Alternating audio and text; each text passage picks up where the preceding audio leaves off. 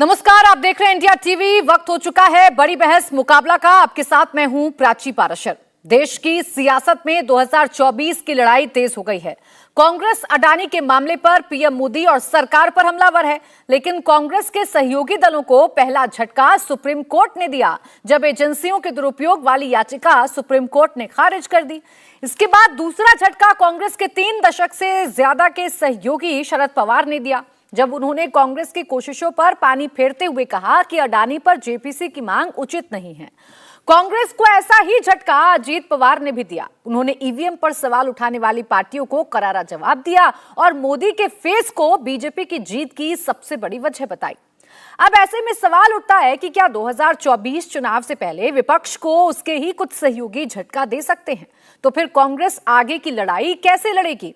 क्या corruption case के डर से विपक्ष में शामिल नेता अलग हो रहे हैं? सवाल यह भी है, आज कपिल सिब्बल ने कहा कि जरूरी नहीं है कि बीजेपी के सामने कोई चेहरा हो, क्योंकि 2004 में अटल बिहारी वाजपेयी को विपक्ष की एकता ने हराया था। अब ऐसे में सवाल कई हैं कि क्या 2024 का मुकाबला मोदी वर्सेस ऑल होगा? क्या भ्रष्टाचार के खिलाफ दोनों ही तरफ से लड़ाई जारी रहेगी? इसी पर करेंगे बात। हमारे साथ खास मेहमान भी जुड़ेंगे, लेकिन उससे पहले ये रिपोर्ट आपको दिखाते हैं।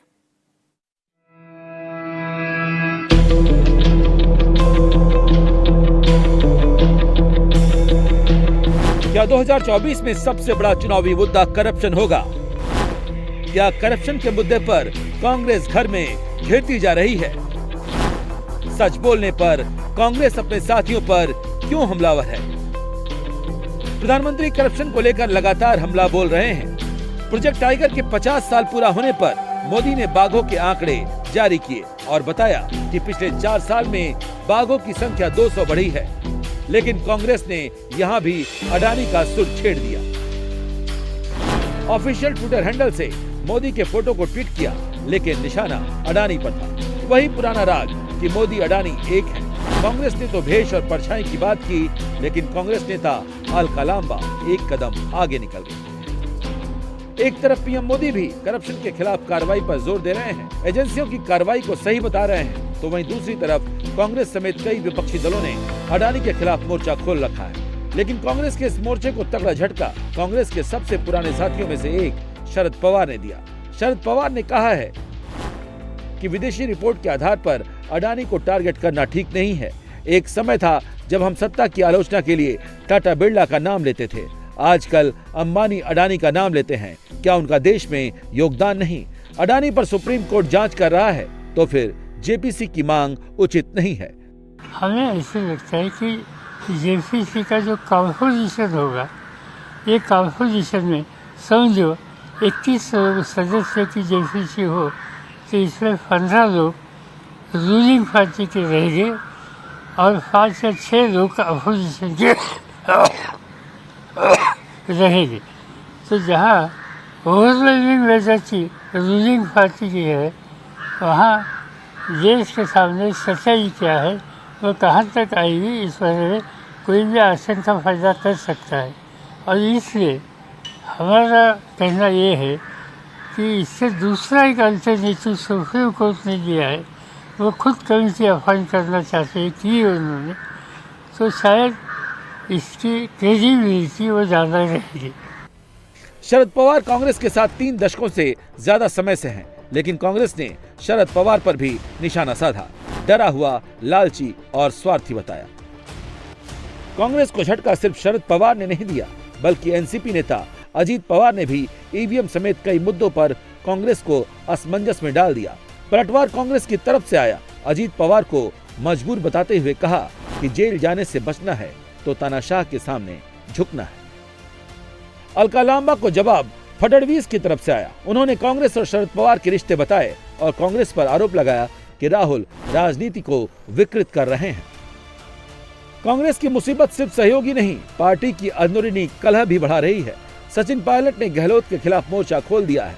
सीधा आरोप लगाया है कि राजस्थान सरकार भ्रष्टाचार पर कार्रवाई नहीं कर रही है। कांग्रेस में रह चुके सीनियर लीडर कपिल सिब्बल 2004 के चुनाव की याद दिला रहे हैं। कह रहे हैं कि कांग्रेस ने बिना चेहरे के जीत हासिल की थी, 10 साल तक सत्ता पर काबिज रही थी, लेकिन 2024 के लिए बीजेपी के पास मोदी जैसा पावरफुल प्रभावशाली चेहरा है। तो वहीं कांग्रेस अभी भी अपनी जमीन तलाश रही है। और जैसे ही कांग्रेस को लगता है कि उसने लड़ाई के लिए मोदी के खिलाफ जमीन तैयार कर ली है, उसके ही सहयोगी या खुद कांग्रेस नेता हाईकमान के नीचे से उनकी तैयार जमीन खिसका देते हैं। अब सवाल उठता है कि कांग्रेस 2024 में किसके बलबूते मोदी के खिलाफ करप्शन की लड़ाई लड़ेगी? क्या सहयोगियों को साथ लाने में कांग्रेस फेल रही है? क्या अडानी का मुद्दा उठाकर कांग्रेस अपने ही सहयोगियों से घिर रही है? इसी पर चर्चा करेंगे। मेरे साथ खास मेहमान जुड़ गए हैं। शहजाद पूनावाला, प्रवक्ता बीजेपी, मेरे साथ स्टूडियो में हैं। अतुल लोढ़े पाटिल, प्रवक्ता कांग्रेस के हमारे साथ हैं। ब्रजमोहन श्रीवास्तव, प्रवक्ता एनसीपी हमारे साथ हैं। डॉक्टर आशुतोष वर्मा, प्रवक्ता समाजवादी पार्टी, और अविनिजेश अवस्थी, राजनीतिक विश्लेषक के तौर पर हमारे साथ है। आप सभी का बहुत बहुत स्वागत है। मैं शहजाद जी आपसे शुरुआत कर रही हूं, चूंकि विपक्ष अब ये कह रहा है, विपक्ष की तरफ से क्लियर कट मैसेज आपके लिए है कि आप चेहरे की चिंता मत करिए। मोदी को हराने के लिए चेहरे नहीं, चरित्र की जरूरत है, मुद्दों की जरूरत है जो हमारे पास है। देखिए, आपके शो के शीर्षक से प्रेरणा लेते हुए मैं एक कविता लेकर आया हूं, लिख कर लाया हूं। चल पड़ी करप्शन की रेस, भ्रष्टाचारियों का महागठबंधन में कौन बनेगा फेस। चाहते हैं सभी लीडर ऑफ ऑपोजिशन की स्पेस, ना बची है गरिमा ना बचा कोई ग्रेस। अलका लांबा। पर बंद करना है सभी को अपना अपना केस। एससीबी पहुंचे थे, सुप्रीम कोर्ट भी पहुंचे थे, पर लगी अरमानों पर ठेस। तुम देखो अपना अपना कुनबा, हम देखते रहेंगे देश। देखिए, ये लड़ाई क्या है? एक तरफ मिशन और विशन है और दूसरी तरफ ये सब collision of corruption and commission है। पर प्राची जी, एक चीज बिल्कुल सही है, चरित्र। आपने चरित्र शब्द इस्तेमाल किया। महाराष्ट्र से पाटिल जी भी आते हैं, मैं भी आता हूं, और ब्रिजमोहन जी महाराष्ट्र की संस्कृति को जानते हैं। हम मतभेद करते हैं पर मन विरोध नहीं रखते। हम अपने राजनीतिक विरोधियों को भी, और जैसे शरद पवार जैसे व्यक्ति को हम साहेब कहते हैं। आज जिस प्रकार की हल्की टिप्पणी अलका लांबा ने उनके विषय में की कि वो कायर है, वो लालची है, मुझे लगता है महाराष्ट्र की समग्र जनता ने इसका संज्ञान लिया है। और मैं आज अतुल जी से दो शब्द पूछना चाहता हूं, क्या ये अधिकृत स्टैंड है कांग्रेस पार्टी का? अगर ये नहीं है तो उन पर कोई कार्रवाई करेंगे, या क्योंकि शरद पवार जी ने एनसीपी, नो कॉन्फिडेंस इन परिवार जताया, कब जताया? सावरकर जी के विषय पर उन्होंने राहुल गांधी को आईना दिखाया। तो क्या ये राहुल गांधी ने स्पॉन्सर्ड अटैक शरद पवार जैसे व्यक्तित्व पर किया है? क्योंकि उन्होंने सावरकर जी पर आईना दिखाया, उद्धव जी ने भी आईना दिखाया। और जहां तक ये दूसरा विषय ये लोग बार बार कहते हैं, ये केवल एनसीपी नहीं, टीएमसी ने भी कहा है कि जेपी से नहीं, 17 मार्च का डेरिक ओब्रायन का बयान है कि सारे राज्य सरकार जहां पर अडानी का प्रोजेक्ट है वहां पर जांच होनी चाहिए अपने अपनी राज्य सरकार की ओर से। 17 मार्च का बयान। राजस्थान सरकार और छत्तीसगढ़ सरकार क्यों नहीं जांच करवा रही है अपने प्रोजेक्ट की? कैंसिल तो दूर की बात, इसका मतलब जो सुप्रिया श्रीनेत की शब्दावली मेरी नहीं है, मैंने कभी ऐसे शब्द नहीं बोलता। क्या ये लोग अडानी के दलाल है? ये दो सवाल मेरे अतुल जी से है। देखिए अतुल जी, ये सवाल आपसे पूछे जाएंगे। दो सवाल हैं आपसे। पहला सवाल तो ये है कि जो नैरेटिव लेकर आप लोग चल रहे थे, जो परसेप्शन बनाने की कोशिश कर रहे थे, जिसे आप सबसे बड़ा मुद्दा और सबसे बड़ा हथियार बता रहे थे, उसमें आपके साथ नहीं है। शरद पवार कितना बड़ा कद है मुझे बताने की जरूरत नहीं है, उन्होंने साफ कर दिया है उनका स्टैंड क्या है, और टीएमसी इस मसले पर पहले ही अपने आप को अलग कर चुकी है। क्या ये आपके लिए बहुत बड़ा झटका नहीं है? और दूसरा ये कि जो स्टैंड आपकी पार्टी की एक नेता ने लिया है, क्या आप उससे इत्तेफाक रखते हैं? एक तो प्राची जी, मैं पहले शहजाद जी को ये बता दूं कि उन्हीं के पार्टी के, तब वे हमारे पार्टी में थे, मोदी जी और देवेंद्र फडणवीस ने बारामती में जाकर नेशनली करप्ट पार्टी ये कहा था। सबसे बड़ा करप्ट का आइकॉन जो है वो शरद पवार जी को कहा था, तो उसके लिए वो पहले माफी मांगे। पहली बात। अलका लांबा जी एक प्रवक्ता है, उन्होंने कहा, लेकिन उनसे इत्तेफाक नहीं रखते, क्योंकि जयराम रमेश सर ने इसके बारे में अपना वक्तव्य जारी कर दिया था, और उसमें उन्होंने कह दिया था कि ये एनसीपी की अपनी एक राय हो सकती है, लेकिन हम लोग जो है वो लोकतंत्र और संविधान को बचाने के लिए 19 पार्टियां जो है इकट्ठी आई है, और जेपीसी की मांग पे हम लोग कायम है। रही बात शहजाद जी, तो 2014 के बाद तो एक नया ही चलन इस देश में चल पड़ा है। इस्टेब्लिशमेंट से या गवर्नमेंट से सवाल पूछने के बजाय विपक्ष से सवाल पूछने का सिलसिला जारी है। आप तक वो जारी है, आप पूछ रहे हैं, वो सवाल है यहाँ पर। लेकिन आपने कहा मैं महाराष्ट्र से आया हूं, लेकिन महाराष्ट्र में क्या हो रहा है या आपको उसका संज्ञान मैं आपको दे दूं, आप संज्ञान ले लो। आज सुबह ही शिवसेना ने अपना स्टैंड क्लियर किया। जब 2013 में कोल के ऊपर सुप्रीम कोर्ट में केस थी, फिर भी जेपीसी बैठी, तो फिर अदानी पर जेपीसी क्यों नहीं, ये स्टैंड शिवसेना ने क्लियर किया। आज सम्माननीय शरद पवार साहब नासिक में थे, उन्होंने कहा, उनका एक एप्रीहेंशन था कि 21 सदस्यों में से 15 सदस्य अगर रूलिंग पार्टी के रहेंगे तो शायद उसमें न्याय नहीं हो पाएगा। आज नासिक में उन्होंने ये कह दिया, अगर सारा विपक्ष जेपीसी अदानी पे चाहता है तो होना चाहिए। दुर्भाग्यपूर्ण बात यह है, जो मैं अभी कुछ सवाल शहजाद भाई से पूछना चाहता हूं कि कर्नाटक में जो 40% की सरकार है, 40% दिए बगैर कुछ नहीं होता था, वहां पर कॉन्ट्रैक्टर लोगों ने कई बार कंप्लेंट दर्ज करने के बाद परेशान होकर इनके एक एमएलए को उसके बच्चे को रेड हैंडेड पकड़ा और 8 करोड़ रुपया मिला, उसकी पूरी इंक्वायरी। ये सिर्फ ऐसा नहीं हमने एलसीबी से पकड़ लिया वगैरह वगैरह, नहीं। ईडी की जानकारी कॉम्प्रिहेंसिव होती है ना, फिर वो बीजेपी के लोगों पे क्यों नहीं आती है? पहला 1 मिनट, ठीक है, नहीं 1 मिनट। इनके समय में व्यापम नाम का एक घोटाला हुआ जिसमें 100 लोगों से ज्यादा लोगों के खून हो गए, जान चली गई, खून हो गए, तो उसके ऊपर कोई इंक्वायरी होती नहीं है और सारी इंक्वायरियां दबा दी जाती है। तो करप्शन तो साफ साफ है। देखिए अतुल जी, ये करप्शन को लेकर ये जो सवाल है, ये सवाल बीजेपी से पूछे जाते हैं, आगे भी पूछे जाते रहेंगे। आपके सामने मैं ये शहजाद जी से सवाल पूछ लूंगी, लेकिन सर 1 सेकंड रुकिए ना, मेरे सवाल का भी तो जवाब आना चाहिए ना। 1 सेकंड रुक जाइए सर, चर्चा जिसलिए बुलाई है, कम से कम मैं उस सवाल का जवाब तो ले लूं। आप कह रहे हैं लोकतंत्र बचाने की आपकी लड़ाई यूं ही जारी रहेगी, आपके साथ तमाम विपक्षी जो पार्टियां हैं वो एक साथ आई हैं और आप मिलकर ये लड़ाई लड़ते रहेंगे। तो सर लोकतंत्र आप मानते किसको हैं? अगर आपके खिलाफ कोई बोल दे, आपके सुर में सुर ना मिलाए, तो आप उसे लालची ऐसे शब्दों से पुकारेंगे, डरे हुए शब्दों से पुकारेंगे। वो नेता जो इस पार्टी सिर्फ आपके प्रदेश ही नहीं पूरे देश के लिए कितना सम्मान्य है, और आप कह रहे हैं निजी राय हो सकती है, ऐसे चलता है क्या सर? प्राची जी बहुत बहुत शुक्रिया, आपने इंडिया टीवी के चैनल से उन्हें सम्मान्य कहा, पूरे देश के लिए सम्मान्य कहा, और इस बात पे आप कायम रहोगे इसकी भी मैं अपेक्षा करता हूं। तीसरा मेरा सवाल था सर, मैं कायम रहूंगी अतुल जी, मैं कायम रहूंगी, वो सम्मान्य है, लेकिन आप क्या कहना चाह रहे हैं अपने इस वक्तव्य से मैं नहीं समझ पा रही हूं सर। आपके लिए नहीं है क्या सम्मान्य? नहीं, इसलिए क्योंकि 2014 से हम देख रहे हैं जिस तरह से उनके ऊपर एलिगेशंस लगाए गए हैं, जिस तरह से उनको आइकॉन कहा गया है, वो यही सब चैनल्स पे कहा गया है। तो मेरे सवाल मुझे पूरे करने दीजिए। शहजाद जी को तो आपने बड़ा मस्त बोलने दिया, एकदम पूरा मौके के साथ। पुराना हो गया सर ये ट्रिक, अब थोड़ा सा पुराना हो गया। मैं पढ़ूंगी नहीं इस बहस में, मेरे सवाल का जवाब नहीं मिलेगा तो मैं आपसे टोक कर सवाल लेती रहूंगी। आप कितनी बार भी मुझ पर आरोप लगाइएगा सर, मैं जानती हूँ मुझे अपने डिबेट को कैसे कंडक्ट करना। आप नहीं बताएंगे मुझे।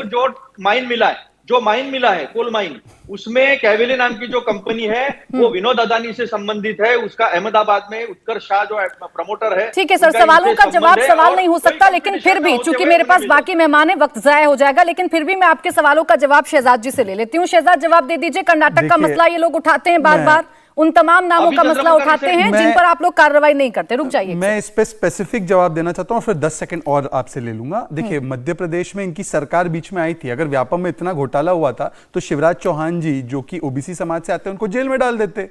इन्होंने कोई कार्रवाई नहीं की, उल्टा सुप्रीम कोर्ट ने सराहना की शिवराज चौहान की कि जिस प्रकार की कार्रवाई उनकी सरकार में हुई, और सीबीआई को भी दे दिया। दूसरी बात इन्होंने कहा कि ये कर्नाटका के विषय में वहां पे हमारे लोक आयुक्ता ने ही पकड़ा जाकर, और किसी ने 14 लोगों ने मिलकर केस नहीं डाला सुप्रीम कोर्ट में कि इम्यूनिटी दे दीजिए, जैसे आप भ्रष्टाचार के खिलाफ इम्यूनिटी चाहते हैं। परंतु मैं आपसे एक सवाल जो मैंने पूछा, टीएमसी ने कहा है 17 मार्च को, लोंडे जी आप एक पढ़े लिखे और बहुत ही सभ्य व्यक्ति और मेरे मित्र भी है, मैं आपसे स्पेसिफिक पूछा, उन्होंने कहा हर स्टेट गवर्नमेंट ने अपनी अपनी अडानी की प्रोजेक्ट में जांच करनी चाहिए।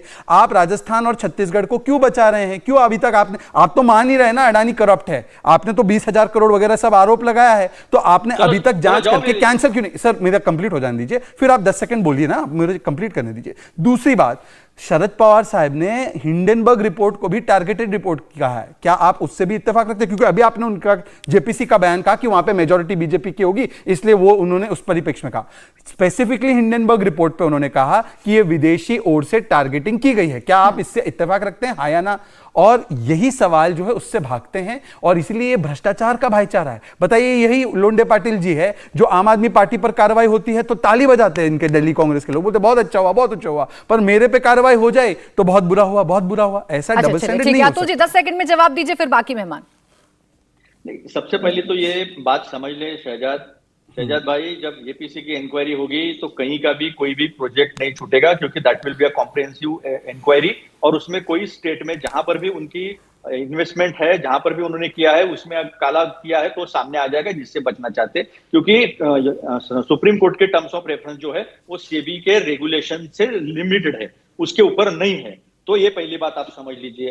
अब दूसरी बात, आप हिंडनबर्ग कहते हैं, हिंडनबर्ग तो शॉर्ट सेलिंग है ही ना, लेकिन उसके बाद 125 बिलियन डॉलर जो मार्केट से लोगों ने निकाल लिए। ऐसी कंपनी जिसमें जो म्यूचुअल फंड्स है उसका 0.01% भी एक्सपोजर नहीं था, वहां पर कंटिन्यू जो है हमारी एसबीआई हो, हमारी एलआईसी हो, हमारे ईपीएफ हो, 26 करोड़ लोग जो है, छोटे छोटे कारागिर जो है, कर्मचारी जो है, उनका पैसा वहां पर लगता है, और इतनी बड़ी संपत्ति इरोड हो जाती है 12.5 लाख करोड़ से ज्यादा। ठीक है, मैं इस चर्चा को आगे बढ़ाऊं। मैं शहजाद से इस बात का जवाब दूंगी। अब एक सेकंड रुकिए अतुल जी, बाकी मेहमान भी हैं। एक सेकंड, आप अदानी को एनसीपी के नेता बैठे हैं, जरा मैं उनसे उनका पक्ष जान लूं, क्योंकि आपने तो कह दिया कि निजी बयान हो सकता है, ये हो सकता है, वो हो सकता है, लेकिन ब्रजमोहन जी, अब सवाल इस बात को लेकर है कि आपके सुर थोड़े से क्या बदले, आप तो बेवफा लगने लगे अपने सहयोगियों को।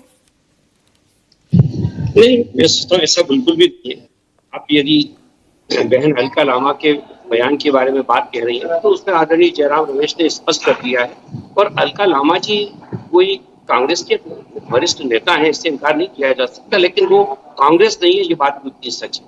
अब जहां तक बात इस पूरे मुद्दे पे है, देखिए आदरणीय शरद पवार जी ने जो बयान दिया या उन्होंने जो अपना इंटरव्यू दिया, उसमें उनके अपने विचार थे। राष्ट्रवादी कांग्रेस पार्टी के आदरणीय नेता के रूप में उन्होंने कहा हमारी पार्टी निश्चित रूप से उनके साथ है, लेकिन ये उन्होंने अपने विचार व्यक्त किए थे। जरूरी नहीं कि इससे जो हमारे विपक्षी साथी है उससे सहमत हो, और आदरणीय पवार साहब इस मामले में बहुत ही एक डेमोक्रेटिक पर्सनैलिटी है। वो हमेशा इस बात का ध्यान रखते हैं कि उनके साथ के लोग इस बात से सहमत होते हैं या नहीं होते हैं, और इसका परिचय आज उन्होंने नासिक में किया। नासिक में उन्होंने स्पष्ट किया है कि यदि हमारे गठबंधन के साथी है, यदि वो मेरी बात से सहमत नहीं है, तो जो बहुमत कहेगा हम उसके साथ है। मैं सोचता हूँ कि इसमें बहुत कोई ज्यादा विवाद की जरूरत नहीं है। पवार साहब ने जो बात कही है वो उन्होंने अपने अनुभव के आधार पर कही है, क्योंकि लगातार वो लंबे समय से राजनीति में है, वो इस बात को बेहतर तरीके से समझते हैं कि जेपीसी के गठन की प्रक्रिया क्या होती है और उसके बाद उसकी कार्यप्रणाली क्या होती है। इसलिए उन्होंने कहा कि पहले अगर सुप्रीम कोर्ट ने जो कमेटी बनाई, अगर उसकी जांच की रिपोर्ट आ जाए। श्रीवास्तव जी, आप जो ये बातें कह रहे हैं मैं आपकी सारी बातें मान लेती हूँ, फिर लेकिन सवाल ये है, बहुत सीनियर लीडर हैं जिसका जिक्र हम लगातार कर रहे हैं, और उन्होंने अगर अडानी को लेकर कुछ कहा है, हिंडनबर्ग की रिपोर्ट को लेकर कुछ कहा है, तो जाहिर सी बात है अपने अनुभव से वो बोल रहे होंगे।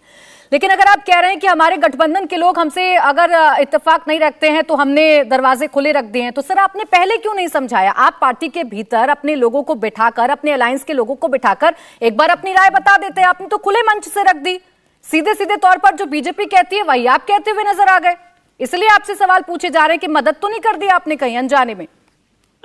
बीजेपी ने तो अडानी साहब के मामले में कुछ भी नहीं बोला, बीजेपी तो चुप है। बीजेपी ने कहा बोला? आज तक बीजेपी के किसी नेता ने अडानी साहब के मामले में जवान ही नहीं खोली है, यही तो आरोप लग रहा है उनको। मैं सोचता हूँ शरद पवार साहब ने इस बात को बहुत खुल के कहा है, और उन्होंने देश के एक बहुत बड़े उद्योग जगत से जुड़े हुए लोगों को भी एक संदेश दिया है कि अगर कभी कोई बाहर का व्यक्ति या बाहर की कोई एजेंसी किसी हमारे देश के उद्योगपति पे उंगली उठाएगी, हम ये देखेंगे कि उंगली उठाने वाली जो एजेंसी है उसका उद्देश्य क्या है, उसके पीछे लोग कौन है, क्या वो हमारे यहाँ की हमारे किसी व्यक्ति को कोई नुकसान पहुंचाना चाहते हैं। इसीलिए ये सवाल मैंने पूछा था। हिंडनबर्ग पर जो लाइन है शरद पवार की, यही लाइन बीजेपी के तमाम नेता भी लेते हैं। हिंडनबर्ग को लेकर वो हमेशा कहते हैं कि उसकी विश्वसनीयता कितनी है, ये कैसे यकीन आएगा, और कोई विदेश की कोई भी कंपनी किसी के बारे में भी कुछ भी कह रही है, उसमें हम अपने देश में तमाशा करने लगे, ये ठीक नहीं है। इसीलिए मैंने आपसे सवाल पूछा था कि ऐसा तो नहीं कि अनजाने में ही सही आपने बीजेपी की लाइन ले ली हो। खैर, आशुतोष वर्मा जी, जब आप लोग ये कहते हैं कि जरूरी नहीं है कि 24 के लिए कोई चेहरा होना चाहिए, उसका जवाब अभी शहजाद जी दे रहे थे कि ठीक है, लेकिन आप अभी तक तो ऐसा लग रहा है ना कि सारे भ्रष्टाचारी एक मंच पर आ गए हैं। ये प्राची जी, ये कैसे समझ में आता है कि सारे भ्रष्टाचारी? ये तो बड़ा अजीब सा आपकी तरफ से स्टेटमेंट आ रहा है। मेरी तरफ से नहीं है सर, बीजेपी लगातार कहती है, मेरी तरफ से नहीं है, मेरा इसमें कुछ नहीं है सर। मैं पहले क्लियर कर दूं आपसे। इसमें देखिए, मैं जहां तक आज जिस मुद्दे पे बात हो रही है, मैं इस बात पे बोलता हूं कि शरद पवार जी का 45 साल से भी ज्यादा एक राजनीतिक सफर रहा है, और मुझे लगता है कि ये उस समय की बात है कि जब वो चीफ मिनिस्टर बने थे, तब भी उन्होंने भरी सभा में उठ के अपने समर्थकों के साथ चले गए थे, और उसके बाद वो चीफ मिनिस्टर बने थे। तो महाराष्ट्र की राजनीति में कांग्रेस अलग पार्टी है, एनसीपी अलग पार्टी है, उनके अपने मुद्दे हैं, उनके अपने तरीके हैं। अभी हाल ही में जब देवेंद्र फडणवीस जी का वोट ऑफ कॉन्फिडेंस होना था तो एनसीपी ने पार्टिसिपेट नहीं किया था, तो विपक्ष की यूनिटी वहां पे कहां पे आ गई? कुछ दिन पहले नागालैंड के जो सीएम हैं नेफ्यू रियो, उनकी उन्होंने तारीफ करी थी, तो क्या विपक्ष की यूनिटी टूट गई? देखिए, उनकी बात का मतलब समझिए, और बहुत साफ तरीके से बोला है कि जब भी जेपीसी बनेगी ज्वाइंट पार्लियामेंट कमेटी, उसमें 50% से ज्यादा भारतीय जनता पार्टी के सांसद राज्यसभा या लोकसभा से होंगे। तो उसमें से जो बहुमत होता है वही बात आगे बढ़ती है। तो जब उसमें से बात प्रॉपर नहीं निकल पाएगी, उन्होंने सिर्फ इतना कहा है, इससे विपक्ष की एकता कहां पे खंडित होती है, ये बात समझने की जरूरत है। मुझे लगता है कि वो बात को समझने की जरूरत है। बहुत सीनियर लीडर ने और बहुत गूढ़ बात कही है कि सिर्फ जेपीसी चिल्लाने से काम नहीं होता है, और भारतीय राष्ट्रीय कांग्रेस को इतना ओवर रिएक्ट नहीं होना चाहिए, कम से कम उस नेता के लिए जिसने महाराष्ट्र विकास आघाड़ी जैसी एक अकल्पनीय गठबंधन के साथ सरकार बनाई। ठीक है, जिसमें कांग्रेस सोच भी नहीं सकती थी। ठीक है, मैं तो आऊं ऐसे शहजाद तर्क आपके पास। किसी बड़े उससे पहले लीडर को अवनीश देना जी। मुझे लगता है ये ठीक नहीं है। चलिए, अवनीश जी, अवस्थी जी, जो बातें आशुतोष वर्मा जी कह रहे हैं, क्या ऐसा समझना ही ठीक है कि किसी नेता ने अपने बयान अगर व्यक्त कर दिए, खुले मंच से बता दिया कि उनकी राय इत्तेफाक नहीं रखती है उस राय से जो कांग्रेस या तमाम विपक्षी दल उठा रहे हैं, तो महज इसे एक राय के तौर पर समझा जाए, ये कोई झटका नहीं है? प्राची जी, बड़ी साफ सी बात है। आशुतोष जी आज इतने उससे कह रहे हैं कि बड़ी गूढ़ बात कही है। ये बड़ी गूढ़ बात विपक्षी दलों के किसी बाकी नेता को मालूम नहीं थी कि वहाँ पर भारतीय जनता पार्टी सत्ताधारी दल की बहुमत होगा, जवाब वही आएगा। और इस इतने दिनों तक संसद का जो बायकॉट किया, संसद नहीं चलने दी, उससे भरपाई करवाओ उत्तर प्रदेश मॉडल की तरह कि जिसने संसद नहीं चलने दी उससे भरपाई करवाओ जनता के पैसे का जो खर्च किया। आज इनको जब संसद का सत्र खत्म हो गया 6 अप्रैल को, तो 7 अप्रैल को याद आया कि जेपीसी का तो कोई फायदा नहीं है क्योंकि वहां पर बीजेपी का बहुमत होता है। ये देश की जनता को बेवकूफ समझते हैं क्या? बात पहली बात नहीं है ये बात। मेरा फोन ही कट गया यहां से। आवाज आ रही है आपकी अवस्थी जी? मेरी चलिए ठीक है, मेरी आवाज भी नहीं जा रही हो क्योंकि मैं लौटूंगी आपके पास तब अवस्थी तक जी, मुझे लेकिन दो इस बात महत्वपूर्ण विषय रखने। देखिए, selective hearing of Sharad Pawar ji का नहीं होना चाहिए। शरद पवार जी और एनसीपी ने 3 बातें कही है। एक, उन्होंने हिंडनबर्ग और जेपीसी पे रखा है।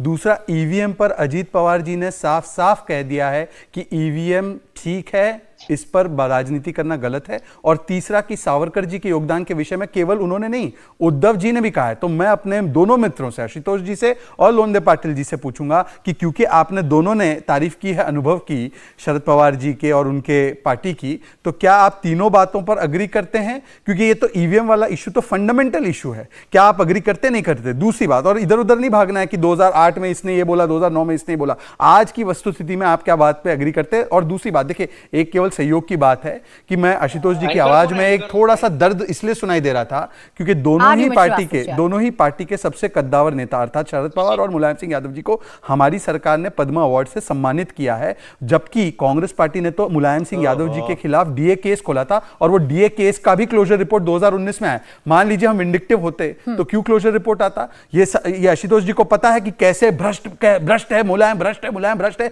ये कहते थे कांग्रेस वाले उत्तर प्रदेश के।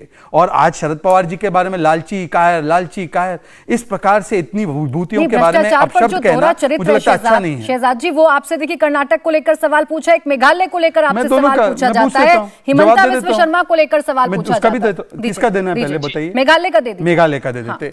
मेघालय पे हमारा स्टैंड बिल्कुल क्लियर था कि वहां के प्रशासन शासन में भ्रष्टाचार की बहुत सारे सवाल उत्पन्न हुए थे, और अब जब हमने समर्थन दिया है तो हमने क्लियर कट एक लाइन रखी है कि वहां पर अब भ्रष्टाचार करने का कोई अवसर किसी को नहीं दिया जाएगा। जो भ्रष्टाचारी थे वो आपके सहयोगी कैसे नहीं, हो गए? भ्रष्टाचारी कहां साबित हुआ है कौन भ्रष्टाचारी है? और इस पैमाने पर तो सपा को कांग्रेस ने क्या कहा था, 27 साल यूपी बिहार, तो ये कैसे साथी हो गए एक दूसरे के?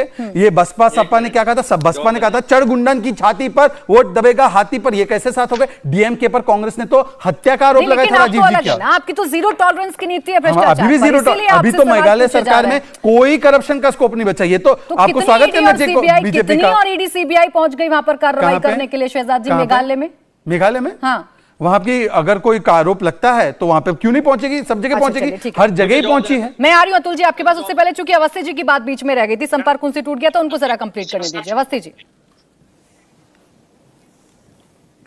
हाँ प्राची जी, मैं ये पहली बार नहीं हुआ। अभी पिछले 1 हफ्ते 10 दिन के अंदर आप देखेंगे स्वतंत्र वीर सावरकर के मुद्दे पर, ईवीएम के मुद्दे पर, जेपीसी के मुद्दे पर, ये पूरी तरीके से स्पष्ट हो गया है कि जब तक संसद सत्र चल रहा था तब तक तो इनकी एकता दिखाई दे रही थी अंदर, संसद का सत्र समाप्त होते ही ये सब कुछ बिखर गया, क्योंकि वास्तव में कोई एक सूत्र है ही नहीं, कोई वास्तव में ऐसा कोई वजह नहीं है जिससे ये तमाम लोग एक साथ हो सकें।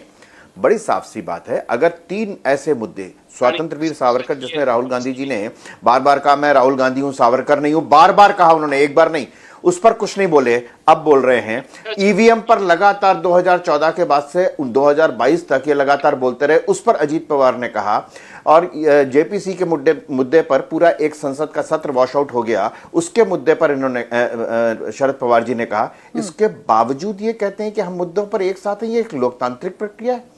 मैं इसलिए कह रहा हूं कि जनता जानती, इसीलिए लगातार ये सब लोग, और खास तौर से विशेष रूप से कांग्रेस जो घिसटती जा रही है, कम होती जा रही है, सीमित होती है, उसका कारण यही है। प्राची जी, बड़ी साफ सी बात है, आज बड़ी जनता के समक्ष ये सामना हो गया, साफ हो गया कि किस तरीके से एक फ्रॉड, हिंडनबर्ग के एक फ्रॉड कंपनी के फ्रॉड मुद्दे को उठा करके, जिसमें उसका मतलब सिर्फ पैसे कमाना था, सिर्फ उसको लेकर के यहाँ पर भारत की जनता को बेवकूफ बनाने की कोशिश की, जो हो नहीं पाई। ब्रेक के बाद स्वागत है, आप देख रहे हैं मुकाबला। बतुल जी, सवाल यह है कि देखिए, जो बात शरद पवार को समझ में आ रही है, जो बात वो अब कह रहे हैं, वो बात जब संसद का सत्र चल रहा था तब क्यों नहीं कही गई, तब क्यों नहीं आप लोगों को समझ में आया? जो बात अभी आशुतोष जी भी कह रहे थे कि उन्होंने बड़ी ही अच्छी बात कही है, बहुत ही ऐसी बात कही है जिसमें उनका अनुभव भी झलकता है, तो ये बात आपको पहले समझ में नहीं आ रही थी क्या? नहीं, ऐसा है कि बीजेपी सहूलियत की राजनीति करती है, ये समझ लीजिए आप। यही बीजेपी के सारे नेता हैं जो 95 के आसपास जब चुनाव था तब कह रहे थे दाऊद के साथ संबंध लगा रहे थे, आज अपने सहूलियत की राजनीति कर रहे हैं।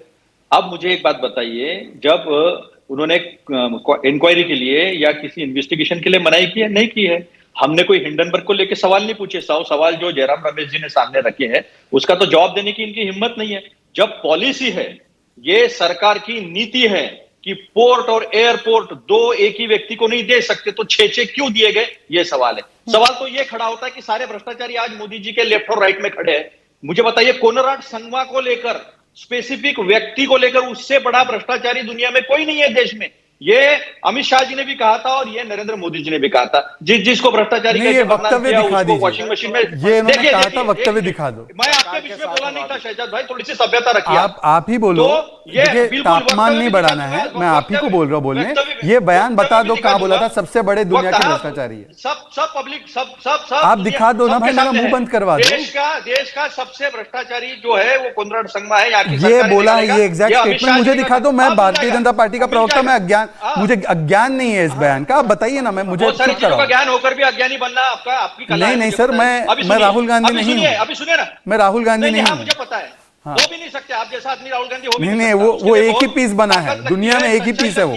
पर आप बता दो ये बयान। सच्चाई लगती है, तपस्या करने की ताकत लगती है। नहीं, वो तो इटालियन सेंटर में तपस्या ही चल रही थी उनकी। पर बता दो वो बयान कहाँ है, वो बयान दिखा दो, मेरा मुंह बंद करा दो। आपकी तो पहचान ही वहीं से है, और आपके सर मेरी पहचान जो भी है, आप बता दो बयान। आप सच्चाई बोल रहा हूं तो क्यों डर रहे हैं? मुझे बोलने अरे दिखा दो ना ये बयान, अभी प्ले करो, प्राची जी मौका देगी आप। दे देता हूं, रुको ना, दे देता हूं, रुको, मेरी बात पूरी होने दो। अच्छा करो, पब्लिक, मैं चैनल पे बोल रहा हूं, आप करिए बात पूरी करिए, पर झूठ मत बोलिए, करिए। तो जितने सारे भ्रष्टाचारी है, बिसाव शर्मा से लेकर तो नारायण राणे तक, एक तो मंत्रिमंडल में या मुख्यमंत्री बनाए गए हैं या मुख्यमंत्री बने हैं, तो उनके डायस पे ये जाकर आए हैं, तो सारे भ्रष्टाचारी तो इनके साथ में खड़े हैं। इसका जवाब ये कभी देंगे नहीं, या भटकाएंगे कि जब भी कोई चर्चा सच्चाई सामने आएगी तो ये इस तरह से बात करेंगे। तो हमने जो सवाल पूछे हैं वो सवाल जो नीतियों के खिलाफ हुआ है, जो भ्रष्टाचार हुआ है, जो ओवर इनवॉइसिंग हुआ है, चांसिंग, अतुल जी, मुझे आपकी गंभीरता भ्रष्टाचार के खिलाफ दिख रही है। मेरा एक सवाल है सर, बस मेरा एक सवाल, मैं एक ऐड कर लूं, बड़ा छोटा सा मेरा सवाल है, एक सवाल का जवाब दीजिएगा। भ्रष्टाचार के खिलाफ आप ऐसे ही लड़ते रहेंगे चाहे कुछ भी हो जाए? भ्रष्टाचार के खिलाफ आपकी 0 टॉलरेंस रहेगी और आप तमाम मुद्दे उठाते रहेंगे, हाँ या ना? अभी देखिए, बिल्कुल इसके खिलाफ तो खड़े हैं हम। तो राजस्थान में आपके अपने नेता कह रहे हैं, सचिन पायलट, रुकिए, सचिन पायलट कह रहे हैं कि भ्रष्टाचार के खिलाफ गहलोत सरकार काम नहीं कर रही। मैंने चिट्ठी लिखी लेकिन चिट्ठी का जवाब नहीं दिया। सर सुनिए, अपनी सरकार के खिलाफ अनशन पर बैठने वाले हैं सचिन पायलट। अभी सुनिए, तो इसी में दिखता है जो साफ नीति है कि भ्रष्टाचार के खिलाफ कोई टॉलरेंस नहीं रखना है। ये साफ साफ तो इससे दिखता है कि हमारा एक नेता खड़ा हो सकता है पार्टी में भी, सरकार तो बीजेपी में कोई मुंह खोल दे, बीजेपी मुंह खोल दे कोई। सुनो ना भ्रष्टाचारी, रुको ना अभी एक बार, रुकिए ना एक सेकंड। अरे अतुल जी, कहाँ आप अलका और सुप्रिया की श्रेणी में जा रहे हैं? आप तो अच्छे व्यक्ति हैं। मुझे एक बहुत गंभीर सवाल रखना है देश। ये अलका और सुप्रिया की श्रेणी में मत जाओ, गाली और गुस्सा अतुल जी आप बड़ी ही, सर सुनिए ना अतुल जी, मुझे आपसे उम्मीद नहीं थी। आप बहुत अच्छे से, बहुत ही गंभीरता से भ्रष्टाचार के खिलाफ बोल रहे थे। मुझे लगा आप बोलेंगे कि वहां पर अगर भ्रष्टाचार के खिलाफ कार्रवाई नहीं हुई तो ये गलत हो रहा है राजस्थान में, हम वहां पर भी खड़े हो जाएंगे। अरे सचिन पायलट कह रहे हैं मैंने चिट्ठी लिखी है सर, यही गंभीरता आपकी खत्म हो गई। मुझे एक बात रखनी है, बहुत गंभीर बात रखनी है, बात रह जाएगी। कोई भी चाइनीज नेशनल हमारे पोर्ट और एयरपोर्ट में पार्टनर नहीं हो सकता। चांगचिंग लिंक की एएमसी कंपनी और मॉरिस चांग, सिर्फ अडानी का भ्रष्टाचार दिखता है, राजस्थान में कोई भ्रष्टाचार नहीं दिख रहा। मैं तो सारे भ्रष्टाचार की बात। अरे सर भ्रष्टाचार अडानी करे, चाहे राजस्थान में हो चाहे मध्य प्रदेश में हो, भ्रष्टाचार तो एक है ना। बिल्कुल, मैंने यही कहा ना कि हमारी पार्टी है, इसलिए सचिन पायलट कह पाए। क्या बीजेपी में किसी की हिम्मत है कि अडानी का भ्रष्टाचार खोलना चाहिए? सर मैं तारीफ करूंगी कि उन्होंने अपनी सरकार की पोल खोल दी, लेकिन फिर उस सरकार पर भी तो सवाल खड़े होंगे ना। कितने साल हो गए अशोक गहलोत को सरकार चलाते? रुकिए एक सेकंड अतुल जी, कितना वक्त हो गया? अरे रुकिए ना सर, कितना टाइम हो गया अशोक गहलोत को सरकार चलाते? अरे मैं आपको ये पूछ रहा हूँ कि हमारे नहीं पूछिए मत सर, सवाल का जवाब सवाल नहीं होता, जवाब दीजिए। शहजाद ये बोल दे कि ये नीतियों के खिलाफ काम हुआ है तो मैं अपने सरकार बहुत आसानी से आप राजस्थान के मुद्दे को सर आप टाल गए हैं, आप जवाब नहीं दे रहे क्योंकि आपके पास जवाब है नहीं। मैं आ रही हूँ शहजाद जी, क्योंकि आशुतोष वर्मा कर दूं इनके दो विषयों पर आप करिएगा, क्योंकि आशुतोष वर्मा जी भी आप ही से सवाल पूछेंगे तो दोनों के सवालों के जवाब आप दे दीजिए। आशुतोष जी बोलिए। जैसे आपकी इच्छा। नहीं प्राची जी, हमारा कहना यह है कि जेपीसी की मांग करना विपक्ष का बिल्कुल हक है। जब इसके पहले बोफोर्स में जेपीसी बनी तो उसका नतीजा कुछ नहीं निकला, लेकिन एक मैसेज जरूर क्लियर हो जाता है कि कहाँ घोटाला हो रहा है। क्या इस देश का 1,20,000 करोड़ रुपए चला जाता है और LIC और SBI जैसी एक PSU टाइप की कंपनी की जिसमें आम आदमी का पैसा लगा है, क्या उसकी जांच नहीं होगी? और सत्ता में बैठे लोग इतने अहंकारी होंगे कि उसकी बात नहीं करने देंगे? ये तो कहीं भी नैतिकता नहीं होती है भाई। जब आपने 2G स्पेक्ट्रम के जेपीसी मांग करी, जब आप 2G स्पेक्ट्रम की मांग की तब जेपीसी बनी, जब VVI चॉपर के स्कैम पे हुए तब जेपीसी बनी, तो आज अडानी पे क्यों नहीं बन सकती है? ठीक है, मैंने कहने का मतलब यह है कि जिस तरीके से कांग्रेस ने रिएक्ट किया है शरद पवार जी को, वो थोड़ा ठीक नहीं है। लेकिन जेपीसी की मांग अनहित है। जो राजनीतिक विश्लेषण बताने की कोशिश कर रहे हैं वो फिर उसको भ्रष्टाचार में पर्दा डालने की कोशिश कर रहे हैं। क्या इस देश के 120 करोड़ लोगों को ये हक नहीं है कि उनका 1,20,000 करोड़ रुपए कहाँ चला गया? ठीक है, बिल्कुल नहीं पूछ सकते मुझे उनका जवाब सुनिए, बिल्कुल हक है। लेकिन देखिए शरद पवार तो कह रहे हैं ना कि सुप्रीम कोर्ट के द्वारा जो कमेटी बनाई गई है उस पर विश्वास है, जेपीसी से ज्यादा उस पर विश्वास है। तो दो चीजें तो एक साथ नहीं हो सकती ना। नहीं प्राची जी, सुप्रीम कोर्ट की जो कमेटी बनी है वो इस बात के लिए नहीं बनी है कि प्रधानमंत्री मोदी या भारतीय जनता पार्टी अडानी में क्या स्कैम है। उनका यह है कि सेबी के लॉ का कहाँ वायलेशन हुआ है। हाँ। सुप्रीम कोर्ट ये चेक करने के लिए कमेटी बनी हुई है। जिनके अनुभव की आप दुहाई दे रहे थे सर, इसका मतलब वो गलत समझ गए, ये भी तो हो सकता है ना। गलत नहीं समझ गए। हाँ। आप क्यों कंफ्यूज कर रही हैं? सुप्रीम कोर्ट मैं कंफ्यूज नहीं कर रही सर, आप कंफ्यूज कर रहे हैं, मैं नहीं कर रही। मैं जवाब चैनल से बोलिए ना, आपने चैनल से बोलिए कि सुप्रीम कोर्ट ने जो कमेटी बनाई है, मैं ठीक है सर, मैं कई बार दर्शकों को बता चुकी हूँ। रुकिए शहजाद जी, आपसे दो सवाल है। एक तो जो अतुल पूछ रहे थे, एक सेकंड रुकिए, और जो अभी डॉक्टर आशुतोष वर्मा जी कह रहे हैं कि कोई सरकार इतनी अहंकारी तो नहीं हो सकती ना कि विपक्ष की पूरी मांग, पूरे विपक्ष की मांग को आप सिरे से खारिज कर देते हैं, राजनीति बता देते हैं। मैंने अतुल जी के दो स्पेसिफिक पॉइंट भी नोट किया। उन्होंने एयरपोर्ट और पोर्ट का और चाइनीज नेशनल दोनों का विषय उठा। मुझे प्लीज स्पेसिफिकली एड्रेस करने दीजिए क्योंकि मैं भारतीय जनता पार्टी का प्रवक्ता हूं। पोर्ट और एयरपोर्ट के विषय में अतुल जी सुन लीजिए। अतुल जी, आप ही के सवाल है, आप नहीं चाहते तो मैं चुप रह जाऊंगा, आप जैसे इच्छा व्यक्त करें। आप चाहते मैं बोलूं? प्राची जी आप बताइए। अतुल जी आप सवाल पूछा है तो जवाब ले लेते हैं। पार्टी की प्रवक्ता है, इसलिए आपको मिलना चाहिए। पार्टी का प्रवक्ता हूं मुझे बोलने दीजिए, बाकी लोगों को बोलने दिया तो चलता है। अरे नहीं नहीं चलो, अतुल जी, बोलो, ऐसी कोई बात नहीं है, ऐसा नहीं कहा मैं उन्होंने। तो किसी के बीच उन्होंने में कहा बोलने कि नहीं आपका सवाल था तो उस सवाल का जवाब आने दीजिए बस। अगर आपको जवाब चाहिए तो मैं बोलती हूँ शहजाद जी दें, नहीं चाहिए तो फिर रहने देते हैं, आगे कोई बढ़ जाते समस्या नहीं, हैं। जैसे आपकी इच्छा। सिर्फ सवाल उठाना ही थोड़ी ना होता है सर, जवाब भी तो चाहिए। शहजाद जवाब दीजिए। रुकिए अब आशुतोष जी और अतुल यही जी। अहंकार नहीं, ये बोलिए, ये अहंकार है भारतीय जनता मैं पार्टी ये के अहंकार से प्रवक्ताओं बोल का। रहा हूं। क्योंकि मैं भारतीय जनता बताइए पार्टी का इसमें हूं। अहंकार क्या कहाँ आ रहा है? आशुतोष वर्मा जी? मैं जवाबदेही के परिप्रेक्ष्य से बोल रहा हूँ, इनको अहंकार आशुतोष नजर आ वर्मा रहा जी है। आपके सवालों का जवाब दे रहे थे। चलिए, आशुतोष जी और अतुल जी शहजाद जी। दोनों ही बहुत भेज मेरे लीजिए। अच्छे मित्र हैं और मुझे उम्मीद है कि वो मेरे भाव को समझेंगे। मैं कह रहा हूं कि जवाबदेही के रूप से मैं आपसे बात कर रहा हूं। आप पोर्ट और एयरपोर्ट का विषय उठाते हैं। दिघी पोर्ट और मुंबई एयरपोर्ट, ये दोनों स्टेट गवर्नमेंट महाराष्ट्र की दी जब एमवीए थी। तो अतुल जी पहले आप बोल दीजिए कि वो पोर्ट और एयरपोर्ट जो दिया अडानी को, दिघी पोर्ट और मुंबई एयरपोर्ट ट्रांसफर हुआ क्योंकि केंद्र से नहीं, स्टेट गवर्नमेंट की भी क्लियरेंस उसमें गई थी, उद्धव जी सीएम थे, वो गलत था? अगर था तो उस पर जांच होनी चाहिए, हाँ या ना? पहली, अब सर बीच में ना बोले, बीच में ना बोले सर, मेरा पूरा जवाब होने दीजिए, मेरा पूरा जवाब होने दीजिए अतुल भाई, आप तो मेरे महाराष्ट्र से हैं।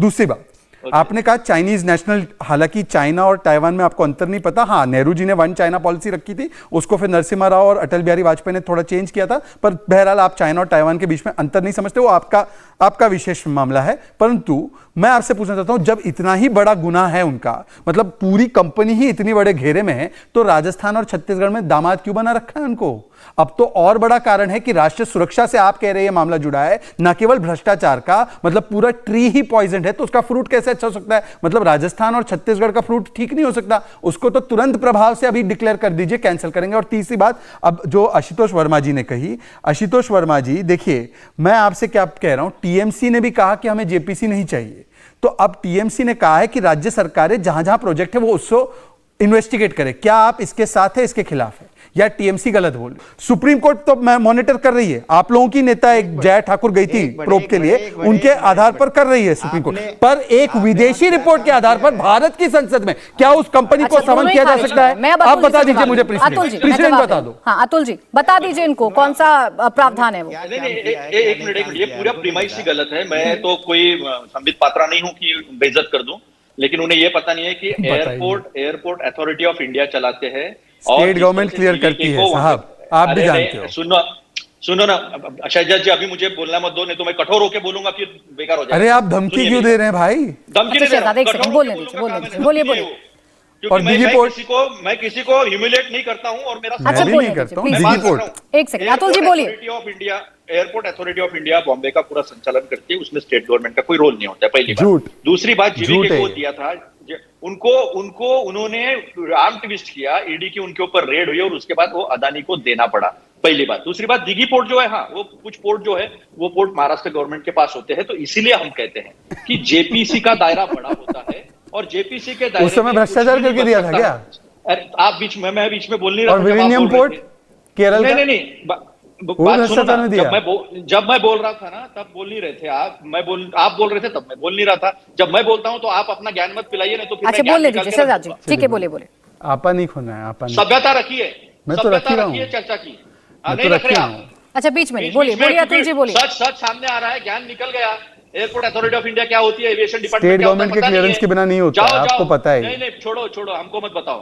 तो आपको कौन ही बता सकता? नागपुर में मिहान में हाफ एयरपोर्ट जो है 49% एएमए जो है मिहान में, वो नागपुर एयरपोर्ट का है, इसलिए वो होता है वहां पर, लेकिन बॉम्बे में नहीं होता है। तो आर्म ट्विस्ट करके कैसे दिया अदानी को, ये स्टोरी सारे दुनिया को मालूम है। तो पहली बात ये। दूसरी बात, हम जेपी से इसीलिए चाहते हैं कि सारा का सारा जेपीसी के सामने रख सकते हैं। जेपीसी को किसी भी चीज की कोई मर्यादा नहीं होती है।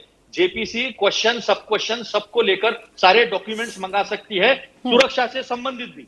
बाकी कोई कमेटी दुनिया की ऐसी नहीं है जो उसका डॉक्यूमेंट मांग सकती है या ले सकती है। अच्छा, तो जेपीसी को रोक। अभी ये कह रहे हैं कि निट्टू जी के बारे में इन्होंने गलत कहा कि तब एक कोर्ट की इंक्वायरी खत्म हुई थी। कोर्ट की इंक्वायरी 2017 में जज ने सामने बैठकर कहा, मेरी तीनों बयानों को मिसकोट किया। ये पढ़ के बता दीजिए पर एक बार। जिन लोगों ने आरोप किए, वो आरोप का एक जो सबूत का इतना कैमरामैन थोड़ा जूम कर दो, इतना चिट्ठा भी इतना चिट्ठा भी जो है इन्होंने कभी लाया नहीं, सारे एक्विट हो गए। अच्छा, सुन तो लीजिए। आरोप लगाना, भाग जाना। अतुल जी ठीक अपने पास है, में ले अतुल लेना, जी भाजपा एक का सेकंड काम। सुन लीजिए। सवाल पूरे आप तमाम लोगों से है, आप इसे कैटेगराइज मत करिएगा कि मैं जिससे जो भी सवाल पूछूं आप उसका जवाब सवाल में ही देते हैं, ये सब पर लागू होता है। आखिर में श्रीवास्तव जी, जो बात समझ में आ गई शरद यादव को, चूंकि वक्त खत्म हो एक जाएगा, तर्क मेरा जो तथ्य था वो बता मेरे पास दीजिए। वक्त खत्म। महाराष्ट्र सरकार ने अप्रूव किया था अडानी को एयरपोर्ट मिलना मुंबई ठीक है। में, ये उसकी रिपोर्ट भी मैंने दिखा दी है, श्रीवास्तव जी, पटल जो पर रख दी है। बात शरद यादव, आप अच्छा एक सेकंड बताइए। अतुल जी, जो बात शरद पवार को समझ में आ गई, वो बात यहाँ बैठे आपके किसी भी सहयोगी को समझ में नहीं आ रही है। वो कह रहे हैं जेपीसी जरूरी है। ठीक है ना, इसमें गलत क्या है? अगर उनकी देखिए कि 20 राजनीतिक दलों के लोग एक जगह पे हैं, अगर उसमें कोई एक हमारे साथी उस बात से सहमत नहीं तो उसमें गलत क्या है? हम लोग बैठ के बात कर लेंगे। मैं सोचता हूँ कि इसमें किसी और को जरा विवाद करने की भी जरूरत नहीं है। कांग्रेस के साथ बैठ के बात करेंगे और पवार साहब ने इस बात को स्पष्ट रूप से कहा है। मैं आपको एक बात बता दूं कि हम लोगों के गठबंधन ने जो एक संकल्प लिया है कि हम भारतीय जनता पार्टी की आप एक सशक्त ताकत के साथ चुनाव लड़ेंगे, उस पर कहीं कोई कमी नहीं आने वाली। हम सारे लोग मिलकर ताकत के साथ चुनाव लड़ेंगे। किसी प्रकार का ना कोई विवाद है, ना इसमें किसी प्रकार की कोई असहमति है। मैं सोचता हूँ इसमें करने की किसी को जरूरत नहीं है। ठीक है, मेरे पास वक्त खत्म हो गया। बहुत बहुत शुक्रिया आप सभी का हमारे साथ इस चर्चा में जुड़ने के लिए। इंडिया टीवी हर वक्त हर जगह डाउनलोड करने के लिए सर्च करें India TV news Google play store या ऐप स्टोर पर।